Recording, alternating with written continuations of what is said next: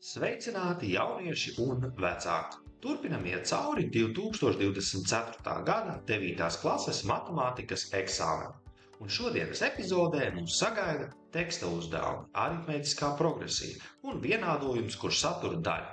Esiet gatavi? Aiziet! 4. uzdevums. Elektroskūtera atbloķēšanas maksa ir 0,4 eiro un maksa par katru minūti ir 0,12 eiro. Izmaksas par T minūtēm veidojas no atbloķēšanas maksas un maksas par katru minūti, kura no izteiksmēm apraksta elektroskūtera nomas kopējās izmaksas par T minūtēm. Tātad šis lielums T mums būs tāds kā slēptais, ko mēs šobrīd nezināsim. Tas mums ieies izteiksmē kā nezināmais. Ko mēs zinām? 0,4 ir atbloķēšanas maksa un tā nemainās. Tātad es rakstu 0,4, kas ir nemainīgs, un tālāk mums ir jāsaprot, kā mēs sakombinēsim šo maksu par minūtēm. Ko mēs zinām? Maksa par minūti ir 0,12 eiro. Tas nozīmē 1 minūte 0,12, 2 minūtes 0,24 un tā tālāk iet uz priekšu. Bet tas skaitās klāt, nevis atņemās. Mēs kopējā izteiksmē liksim plusa zīmi, jo tas skaitās klāt šī maksa. Tātad rakstu 0,12 un tā kā mēs minūšu skaitu vēl nezinām, bet mums ir vajadzīga šī izteiksme, reizinu ar T un izveidojas B atbilde, uzdevums izpildīts. Kam? 5. uzdevums. Tuvojoties izlaidumam, skolēnu pašpārvalde sagādāja baltu atlasa lenti, kuras platums ir 3,5 cm, un to var sagriezt 126 vienādos 15 cm garos gabalos. Aprēķini, cik gabalu iegūs, ja skolēnu pašpārvalde visu sagādāto lenti sagriezīs 10 cm garos gabalos. Atlasa lente kā tāds garš taisns stūris, kurš sadalīts vienādos 15 cm garos nogriežt gabalos. Kopā mums ir 126 šādi gabali. Un ko tad mēs īsti varēsim no tā izsecināt? Tātad, ja mēs sareizināsim šos 15 cm ar 126 gabaliem, mēs iegūsim kopējo atlases lentes garumu. To tad arī darīsim. Es rakstu 126 reiz 15, 5 reiz 6, tas ir 30, 0 rakstu 3 galvā, 2 reiz 5, 10, plus 3, 13, 3 rakstu 1 galvā, 1 reiz 5, 5, bet plus 1 ir 6. Un tālāk vieninieks katru tad sareizina šādi. 6, 2, 1. Un gala rezultāts mums ir 0, 9, 8, 1. Tagad es padzēsīšu no to visu schematisko zīmējumu, bet tas vēl nav viss. Mēs zinām tagad, ka šis ir garums atlasa lentai. Šie 1890 cm, tas ir garums atlasa lentai. Lai aprēķinātu, cik tad gabalu mēs iegūsim 10 cm, pa 10 cm griežot, mums ir jāizdala. Tad 1890 jādala ar 10. Un šeit ir tāds ātrais dalīšanas veids, ja redzam, ka ir desmitnieks un katram pa nulē, mēs vienkārši nulles nosvītrojam un iegūstam 189 gabalus. Un tā ir arī atbilde. 6. uzdevums. Dota aritmētiskā progresija, kur A1 ir 7 un A2 ir 12. Ja pirmais loceklis 7, otrais loceklis 12. Mums prasa aprēķini dotās progresijas diferenci T. Diference ir šis skaitlis, kas tiek pieskaitīts katru reizi, lai iegūtu nākamo locekli.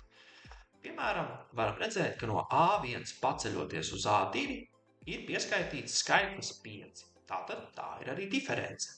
Mēs varam pierakstīt arī, kā mēs šo iegūstam. Tātad diference ir vienāda ar A2 otrais loceklis mīnus pirmais loceklis un ir vienāds 12 mīnus 7, jeb vienāds 5.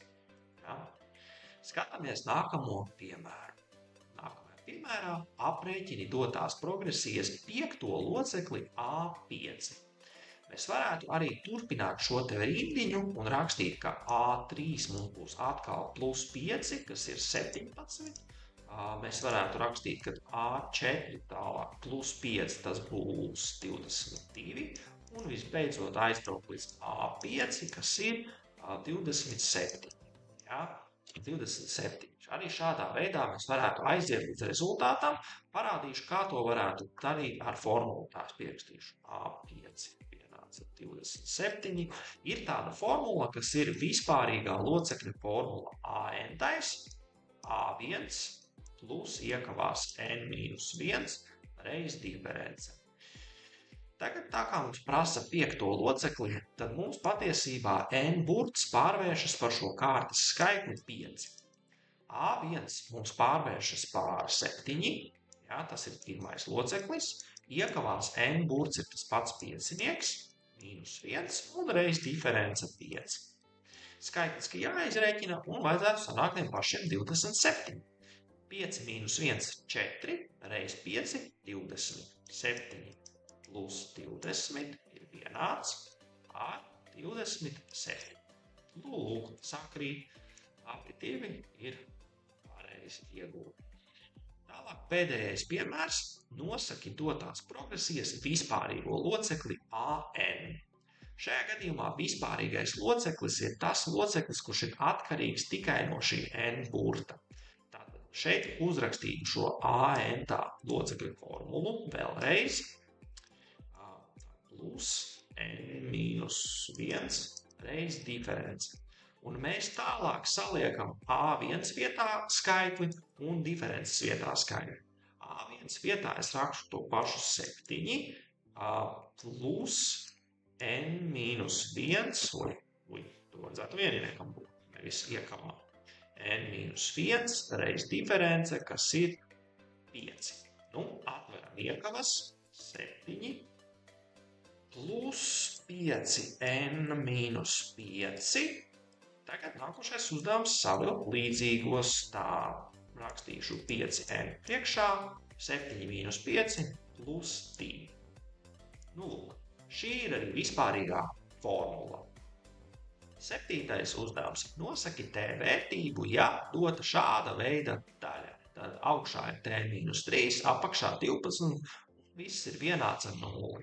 Sanāk tā, 12 kā dalītājs ir vesels skaitlis un viņš 0 nedod. Vienīgais, kā mēs šo daļu varam pārvērst par 0, ja T-3 pārvēršas par 0.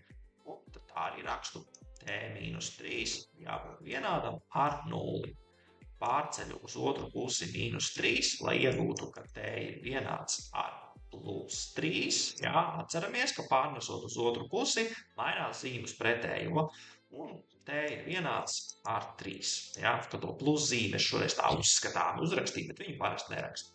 Principā T-3, T ir vienāds ar 3, tā ir arī atbilde.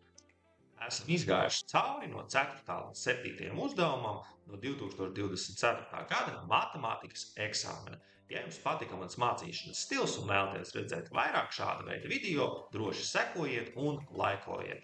Tāpat arī, ja vēlaties ar mani darboties individuāli vai grupu nodarbībās, droši rakstiet. Visādi citādi tiekamies ar jums nākamajā epizodē. Tā!